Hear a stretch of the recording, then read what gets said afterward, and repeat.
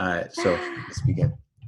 Okay, what episode is this, Rebecca? 8. No, episode 8. Yes, Okay. episode 8. All right, get into podcast mode. Let's go. All right, episode 8. Welcome, everyone. Let's open this. There we go.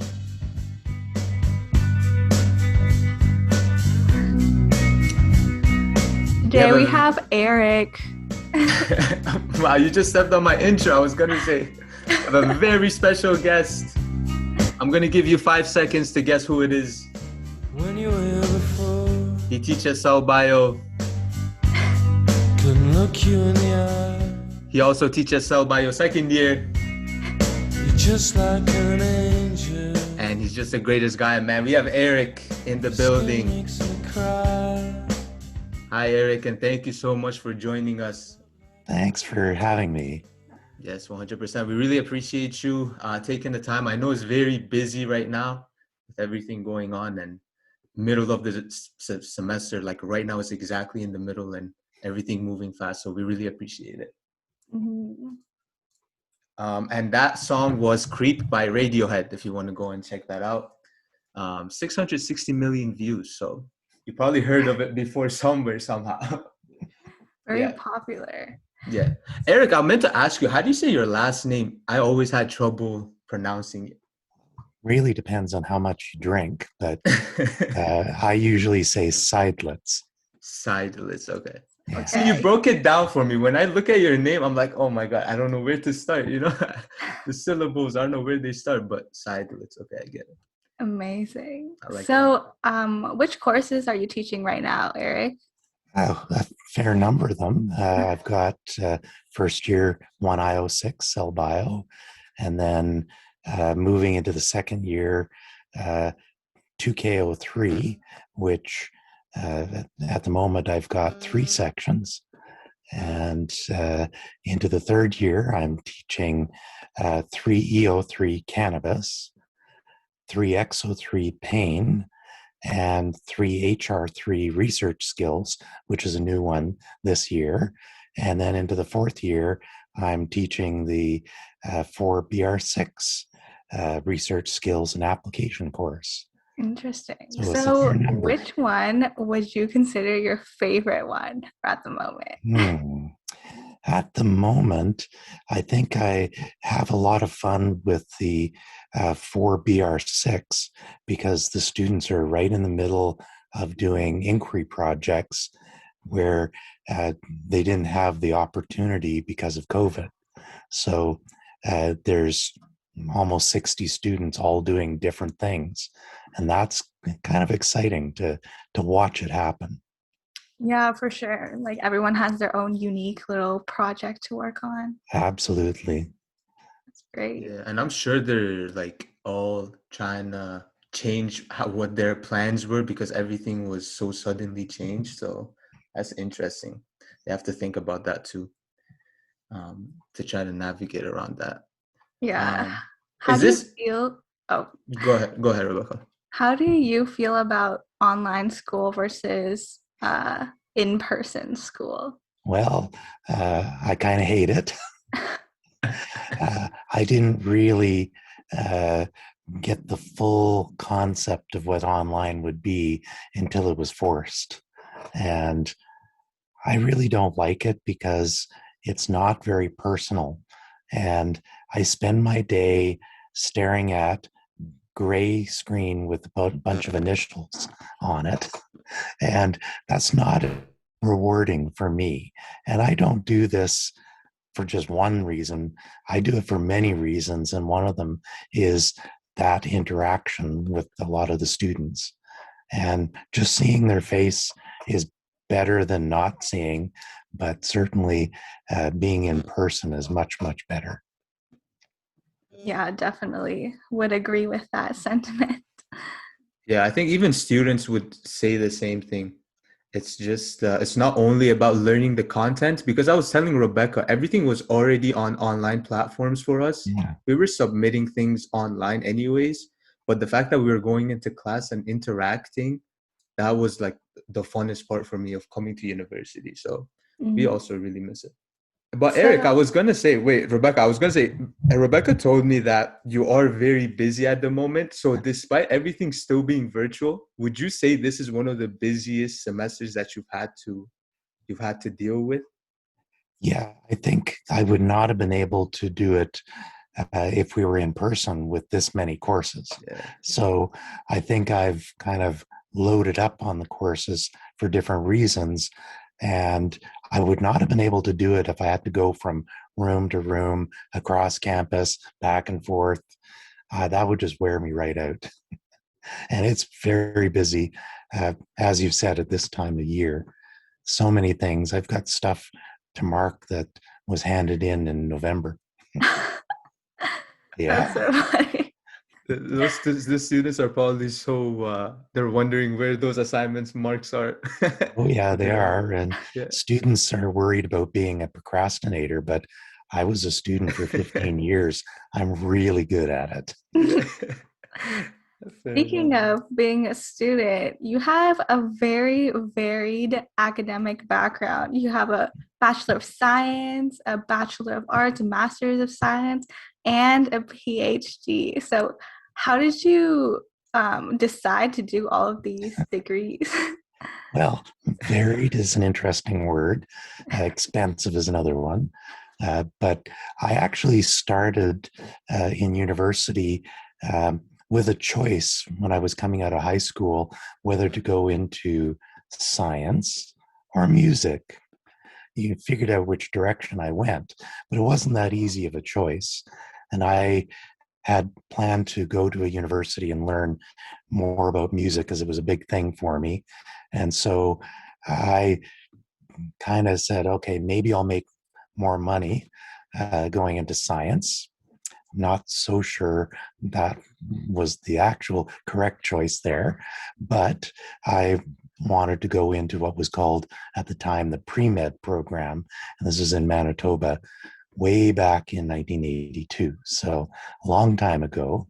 And I just decided that I was interested in science in general, and I wanted to see what it could do for me and where I could take it. So that's kind of how I started. I kind of expanded from there. Is after I did a year or so, it just became not my thing to go to medicine at that point. I wasn't really that into it. And so I decided just to keep going, finish off my degree, and then realized I was very interested in something that was one of my first year courses, psychology. I really enjoyed it, but I put it to the back of my mind because I was doing science and was hoping to get into medicine at the beginning. And I decided that, psychology was fun, but I would just not deal with it and not explore it anymore. And then by the time I had finished my first degree, I realized I really wanted to do psychology, got into that. I had to switch to a different faculty because the faculty of science was not where psychology was. It was the faculty of arts. And the most effective way to do it was just to finish and then move on and start another degree. So I did get to do a little bit of magic with the paperwork and use some of the prerequisites that I already had done. But then it allowed me to do the courses I really wanted without starting at the very beginning. And so I took all sorts of interesting courses, all because I to and because I was interested in them, not because I had any plan. And sometimes you don't have to have a plan. I certainly really didn't have a plan until I got close to my final year in that. And I did an honors thesis and decided that, yeah, grad school was in my future. So that's kind of where I started, and then moved on to McMaster to go to grad school back in 1988. Wow. So you've been here since 1988. Yes, I have. Yeah. That's a long time. Yeah. How But did then was it? Yeah, go I ahead. worked for a while, like a long time, 15 or so years at least, and then went back to grad school as a midlife crisis. I could have got a red Ferrari. Nope, I went and did a PhD, probably more expensive. Than buying the Ferrari. Yeah. Yeah. Why did you decide to do a PhD? Well, I was doing lab work. I was a lab tech, then got into doing animal work over the years, and uh, was working at Sick Kids in Toronto for almost 9 years. Hated the commute as I was living in Hamilton Dundas at the time, and that was just enough for me. So got a job at the cancer center in Hamilton, and ended up staying with the same lab for 18 years. And at that point, uh, about I guess almost 15 years into it, 14 years into it, I had kind of topped out the pay scale and there was really nowhere to go up. And I was making a lot of decisions and doing all sorts of different things. And the opportunity came up to actually do a PhD. And so do twice as much work, get paid half as much, and actually have doors open for me. So the year I turned 40 was the year I started my PhD. That's amazing. Was it as hard as you imagined it would be, or what was your No, experience? What were your pre-notions, and then what happened it, afterwards? I don't think I would call it very difficult for me because part of growing into grad work and a PhD is maturing into it. And I was by that time quite mature, I would say, almost too mature. And so a lot of the um, angst and the politics really didn't hit me straight on because I've been dealing with it for 15 years already. And so I think it was a little easier for me because of that. And then I was able to interact with my committee almost on a peer to peer basis many times because they knew I had the experience. I was supervising undergrads for years, so it was not a big stretch. And so all it really did was allow me to take more control over what I was doing and drive the bus, as it were, to go where I wanted to go in the research. And that was a huge thing for me. So is it after your PhD when you started being a professor? Well, I actually uh, did a postdoctoral fellowship in bone cancer pain for a couple of years, and then switched into a uh, position called research associate academic for a couple of years.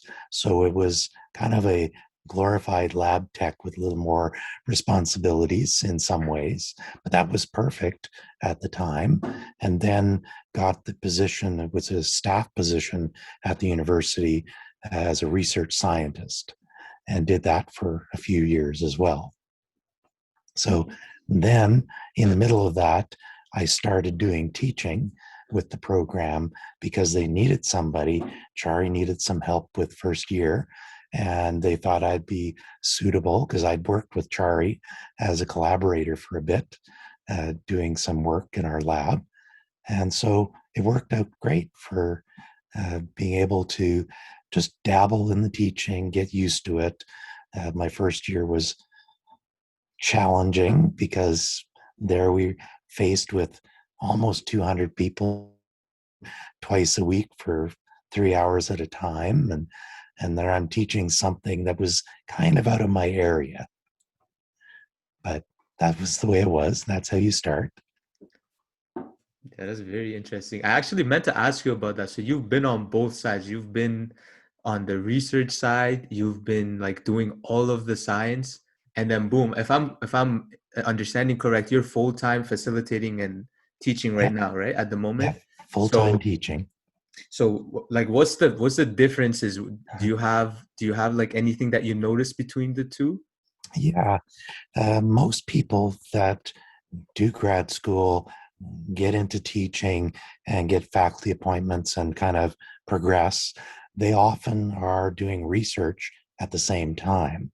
And they typically want to focus on their research program early on to get it established. And teaching can be sometimes less of a focus because they're really very, very busy and they're working to supervise students, do experiments, get money, which is 90% of your time is trying to find money to do your experiments.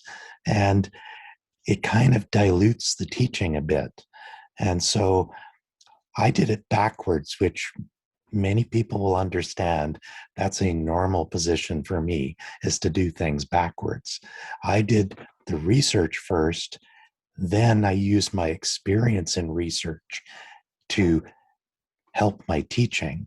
And so I can provide all those 20, 30 years of research experience and allow the students to take advantage of that and focus on research when I was doing that, teaching now when I'm doing that. So, and research is for younger hands. It Yeah. does after a while is a little bit wearing. You think it's a young man's sport? Oh, it can be. Yeah. Most people that do really well in research are right in there, able to do everything physically. They're energetic. And Okay. the older people look for the money to keep them paid. But I think really after a while, it is difficult because I was doing some pretty fine motor control stuff over the years. Like I did surgery 2 to 3 times a week for decades on different kinds of animals. And I've even intubated a mouse that was only 800 milligrams in total body weight. So I had pretty good hands. Not anymore. Not possible for me anymore. Yeah, I think Yeah. your area of research was also very interesting and unique. Like you actually got to do a lot of the cool things. Um, and I'm sure it was very interesting too. So Well, honestly, all of research is interesting. That's why I mhm. like the research courses right now because it's so different all the time. It's never the same thing every day. There's nothing dull about it. I've done a lot of different projects in different areas. And most of the time it's been basic science, kind of with a clinical application eventually. And almost always is involved animal research because that's really what I started on back in the early 80s is doing animal work. And I realized I had the ability to do it and the attitude to kind of do it in the proper way, I guess. And that's not everybody, you know. And I never did think about being a veterinarian for some reason. Do you think if you turn back time, you would become a veterinarian? I probably would not. Well, I think that's a little bit more um, routine for me, and routine isn't the best thing. Just my personality has always got to be something different. Yeah, I And can see you like to try new things all the yeah, time. always do. That's actually a great segue into what I meant to ask you about, and that was like you have like you've accumulated a lot of the experiences that you have, and you've kind of put them on. Well, I was reading your blog, and then you also have a YouTube page, and that was very interesting to me because most of the time when people think of YouTube or Instagram or websites like that, they don't think about like putting all their life experiences on there. And I meant to ask you, how did that even come about? How did you start thinking about starting your own blog and starting your own YouTube? Well, that was a long, long time ago when internet was dial-up that we started those kind of things. Mhm. And it was really just to allow our families that were further away to see what was up and to provide pictures that you didn't have to mail them or send them some other way. And so it allowed most of the family to see what was up with our family, with our kids, and how things were happening. So it just became something that was fun to do. With many times I left it for months and if not years without updating. And I think I probably haven't updated for most of this calendar year so far. So I have to get back on doing that. And it's just kind of like Facebook, but a little less open. And oddly, I'm very open, so that's usually not a big deal. But it was a nice way to have everybody who was interested to be able to see. And I don't mind putting stuff on there and describing what we're doing. It's is like the Facebook idea. Do you mind students reading the blog at all? Oh no, and absolutely not. I usually post the web link for the blog, on every course, like on Avenue or on Teams, and say, "Don't worry, you're allowed. Snoop away. I don't mind," because it really isn't um, very efficient to have a good relationship with students if they think you're this person up on a pedestal. And that's not me. Like, I don't know if anybody has ever had to really struggle with my last name because I tell them not to use it. That's just the way I am. Yeah. Is that why you tell students to call you by Eric?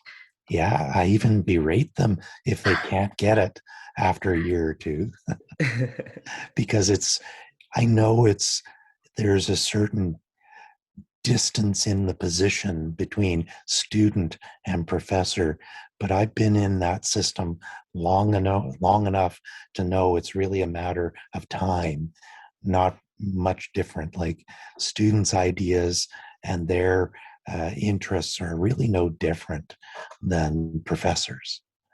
We've gone to school and paid more money, but we found the things that we're interested in. And that's something that you're just in the middle of right now. Yeah, that's great. That's what I love about health sci is that a lot of our professors, they're more personal with us and they let us call them by their first names, whereas maybe some of my elective courses, I remember a professor specifically telling us, no, it's extremely disrespectful to call them by their first name. You have to call them Dr. Blank. Well, that's one of those things for me. I didn't do the PhD for the title. Yeah, it might help in some situations, maybe in a restaurant getting a good table or something, but that wasn't the point, and it never was for me. And it's just one of those things that I kind of feel uncomfortable when people are formal around me, because that's just not my personality. And I would rather be less formal and more interactive. And that's the way I like to do most of my classes and make them conversations. And if you've been in my courses, I like to talk, sometimes too much, but that happens. Makes you perfect as a podcast guest. So, you do have any children? Yes, I've got two kids, both male, 24 and 20. So it was interesting when I was teaching first year students that were the same age. And that's happened a couple of times now, same age as my kids. So it was very, I don't know, made me feel a little bit older when that happened. I didn't feel quite as old when I first started teaching, but when your kid is that age, it makes a big difference. Yeah, I always think about that too. Like, how do my parents think of me right now? Because they're looking at me entering, a career like adulthood and all of that stuff. And I never stop to think about, wow, they probably think I'm not a kid anymore, and certain things that they have to worry about, they don't have to worry about. So that's very interesting coming from a parent that had to go through that too. Yeah.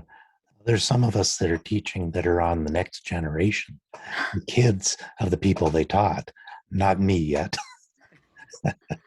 So let's switch conversations a little bit to your health. So Yeah. I know you were diagnosed with cancer last year or the year before? 2019. Yeah. 2019. So how did you feel when that happened?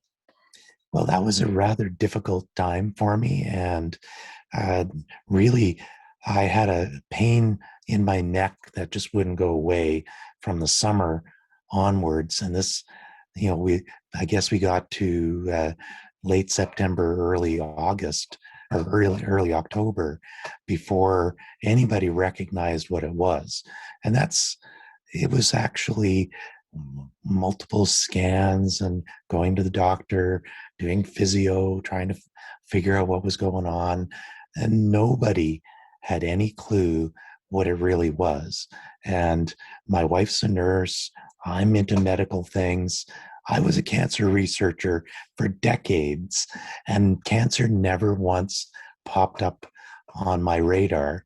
And then went to an appointment, and actually it was in the hospital on the fourth floor. So I walked down from the lab on the fourth floor to go to my appointment, and they said, nope, you got to go and get a scan. I got in trouble because I didn't really want to, because I had a class to teach, but they got it done. And they called me that evening and said, they haven't read the CT result yet, but go to the ER now. And we go, like, why? Go now. You might not be able to breathe later. And so I had this massive tumor in my thyroid that was pushing my trachea over to one side. And I didn't know my trachea was pushed over, but my voice was changing, so much so that my Google alarm clock kept thinking I was my wife, because it's like an assistant. The voice was trying to recognize, and it would say, hi, Eric, whenever I talked to it. And then it was every once in a while mistaking me for my wife. I was like, wow. Google knew before I did. Wow. So went to the ER, and they said, yeah, there's a massive tumor there. And it was 8.5 centimeters across. So it was pretty big. And once you looked, it made more sense. And it was like, yeah, I think we know what this is now. We knew it was not great. And so I got an appointment a few days later at a surgeon who was a BHSC grad. The year before I started teaching was when he finished. So I didn't know him. And he said, yeah, we got to figure out what this is, but it doesn't really matter because it's coming out anyways. So scheduled that and took that out. And I was in the middle of 5 courses and had to have a lot of people backstop me while I was off for surgery, and thought I'd be back in about a week or so. Not so much. And it turned out that with all the pathology done, that it was definitely cancer. They knew that the moment they looked, it was cancer. But then the pathology came back that it was the worst option of thyroid cancer.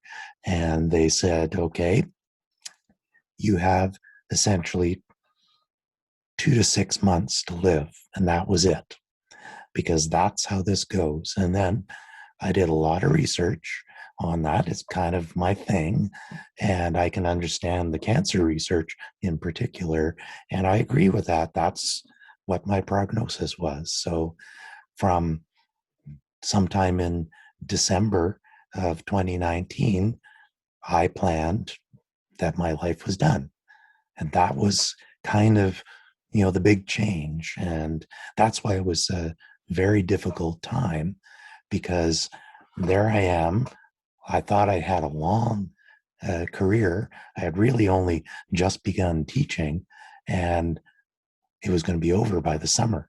So we decided to do all the typical radiation and chemo, which is known not to be terribly effective in this kind of cancer. It was only for the purpose of making me a little more comfortable and giving me a little bit more time. And that was what we went in as. This is palliative. This is what we're going to do. The best possible case was to slow it down, because really there isn't much out there that can do any better. So I went back to the cancer center where I had been for 15 years. I knew a lot of people, and the person who became my medical oncologist, he did a project in the lab when he was a resident. So I knew him for a while. The radiation oncologist, I knew him for almost 20 years. And we made the plan. We went in with our eyes open, knowing what was going to happen.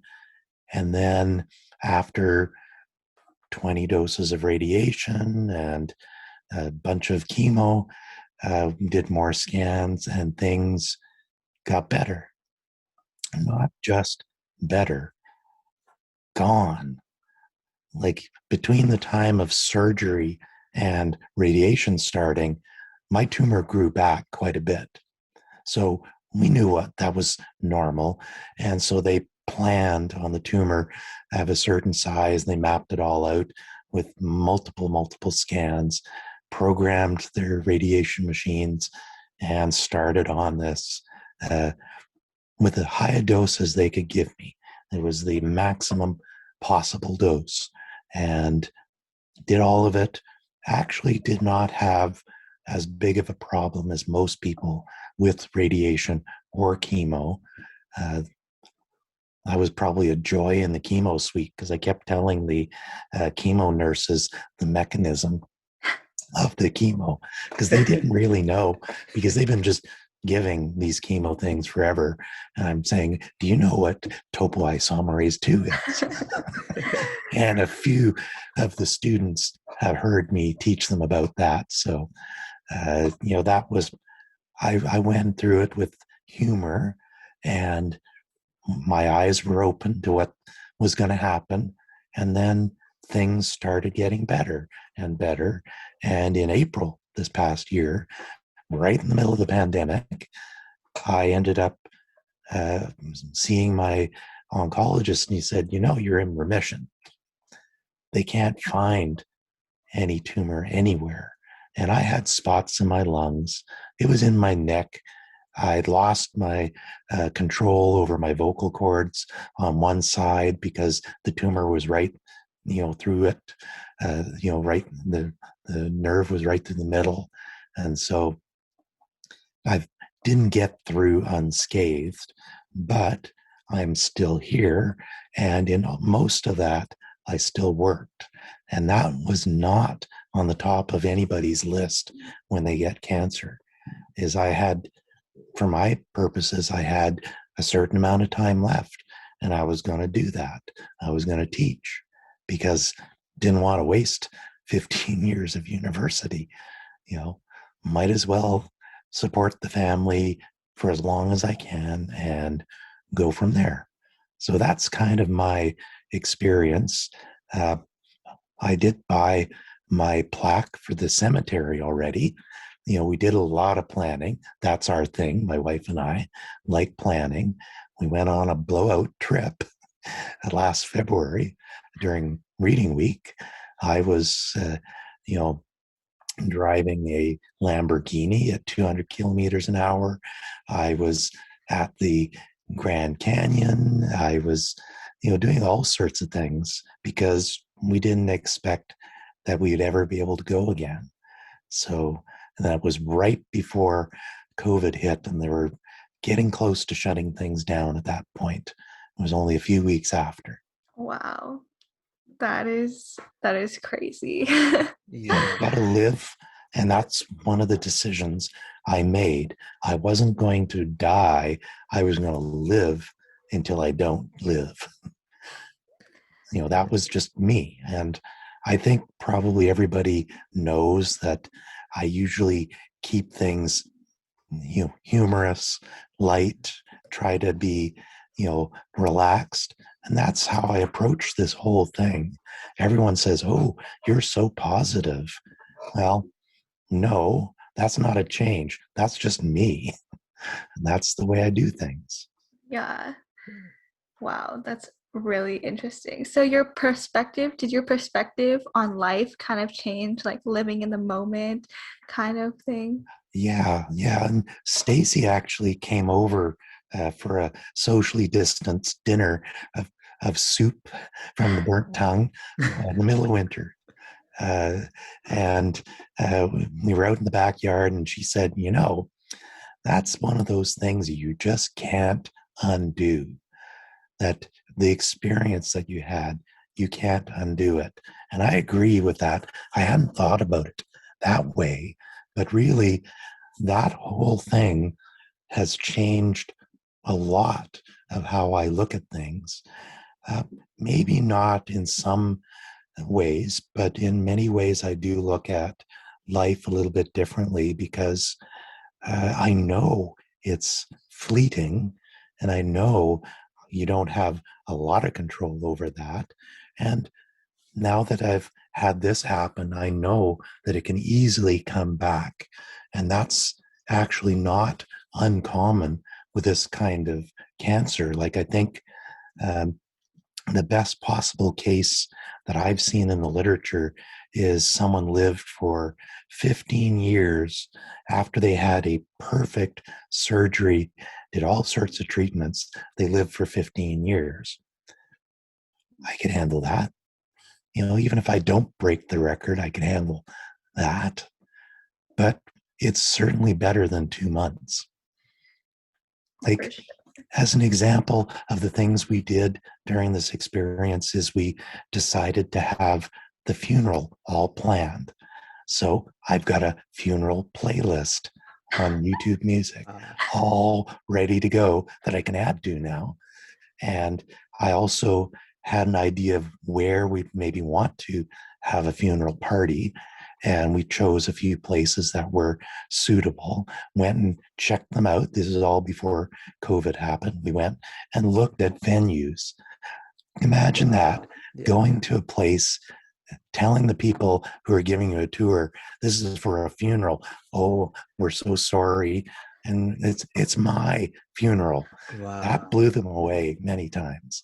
But then we realized after that plan, is one of the things I wanted is at my funeral, I wanted an open bar, just a fun thing.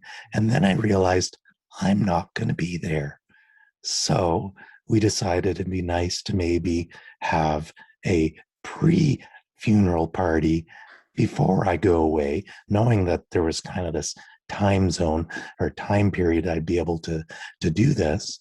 And then we chose a venue where I'd be able to take part in the party, and it could be more like a roast, and everybody could, roast me for all sorts of things. And so it turns out that we didn't need to do that, but we've got those plans.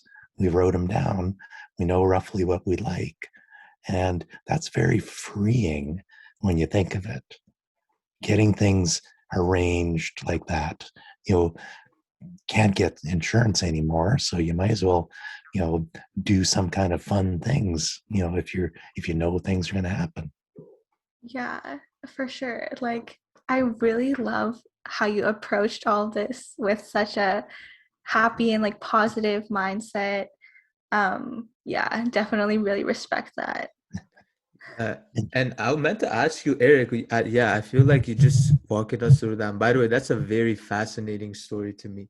How what your perspective was, and also you were in a unique situation of being a patient that was so well educated in everything that was happening, and you did all of your research, all those years of research, and you had all the information.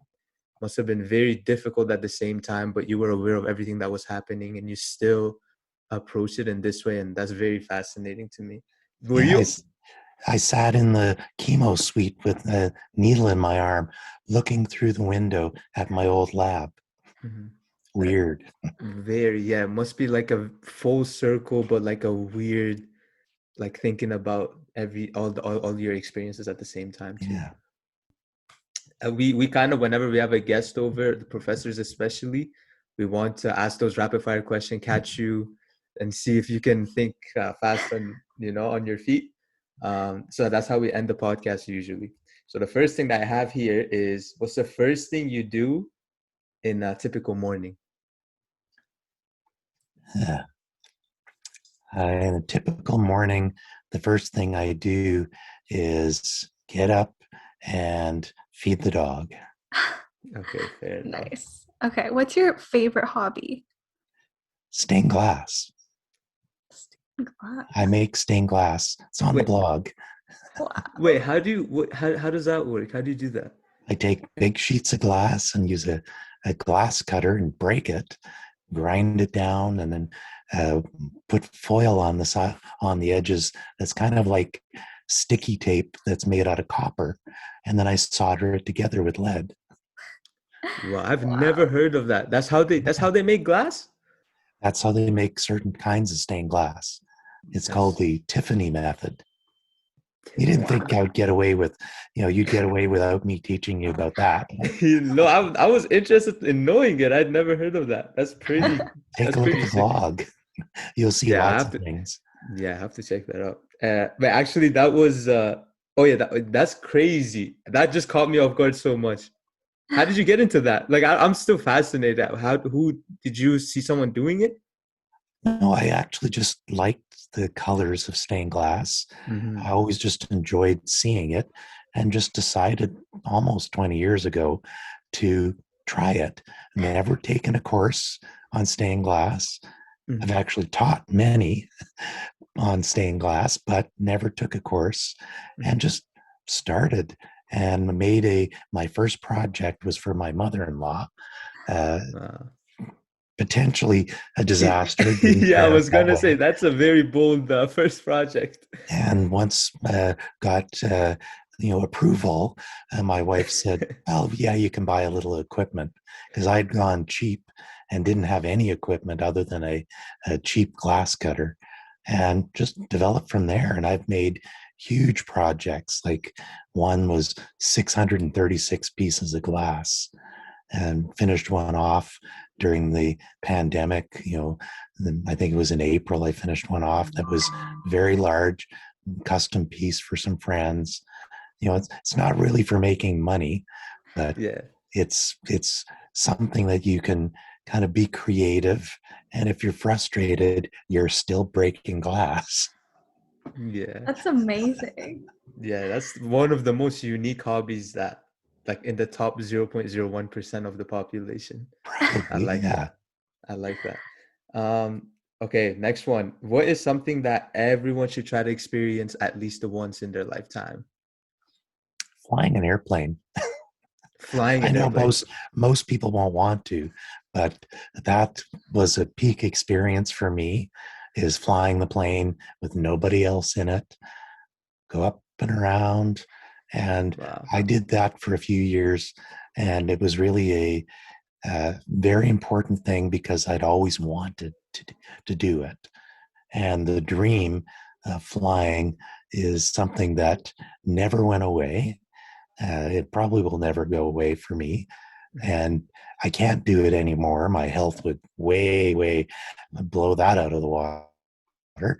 But it was really something that you can say you've been there and you did it. And I can. And just because I wanted to, not because I wanted to do it for a job or whatever, it was just for the joy of it. Wow. That's amazing. Yeah, my Okay. very first solo, I was in the plane for the first time on my own, and I'm taxiing out, biting my nails, trying to remember everything. And this big blue heron, like a crane, huge bird with a 10-foot wingspan probably, started going woof, woof, right beside me as I'm taxiing out. And I knew I'm going to remember that forever. Wow, that's crazy. They let you do it alone. I'm sure you had a lot of practice Oh, yeah. beforehand, but Yeah. I would be like, can somebody please sit beside Yeah. me just in case? And the day before, I watched a plane crash. Wow. And that's why we canceled my first solo, because there was a crash because it was too windy. And my wife and my son at the time was 6, I think, or something like that, 8 maybe. Mhm. And he was looking out the window and saw a plane cartwheeling down the runway and was screaming and saying there was a plane that crashed. Nobody believed them until they looked. And Wow. I was in the air, so he thought it was me. Wow. I was actually 1,500 feet up, looking down, going to my instructor, Amar. He didn't really pay a lot of attention because he was playing music in his headphones because he knew I was fine. But, he wasn't paying attention. I'm hitting him with my elbow going, look. He went, oh. Wow. So that was kind of an interesting moment. I was supposed to do my solo 10 minutes later. We didn't do it until the next day. Yes. I don't blame you. That's like seeing the Titanic and then you're like, okay, I'm going to be driving the boat the next day. That's not a good idea. Got to do fun things in life because eventually it's going to end. And I know that now. And I've always kind of wanted to just do some fun things just because. And if you don't do those things, you'll probably look back and go, gee, why didn't I? Yeah. And now that we're young, it's the best time to do it because we're at our best health.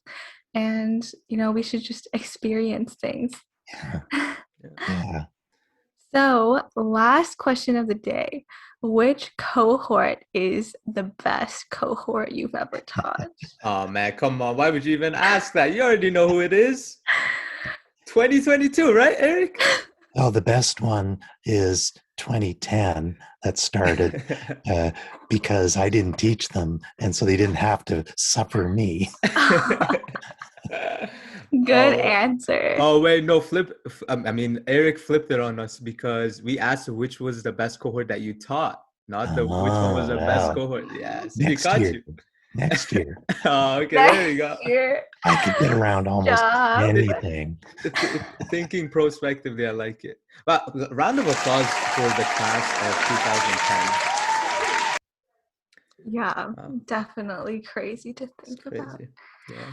Anyways, thank you so much for being on this episode of the podcast and just sharing your story. It was really wonderful to listen to. You're very welcome. I enjoyed it. Thank you so much. And also, I would recommend people actually go and look at Eric's YouTube page. So if you just I've got 2 of them. You have 2 of them. What's the second one? One of them is called SciTech, and it's the more academic-oriented stuff, how to do referencing and things. Okay, bad memories, right? And the other one is my family one. Amazing.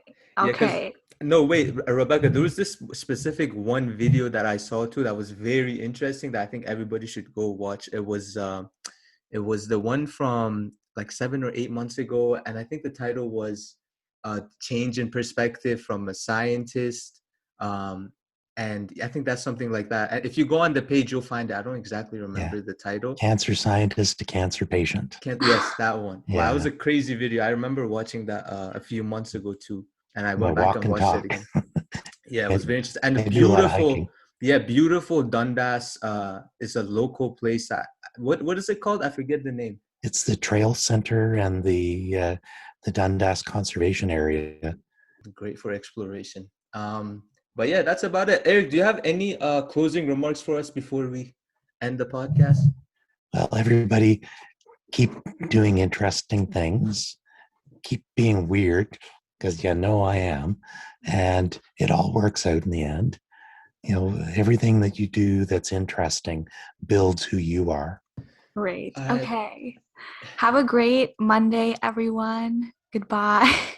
Take care, everyone.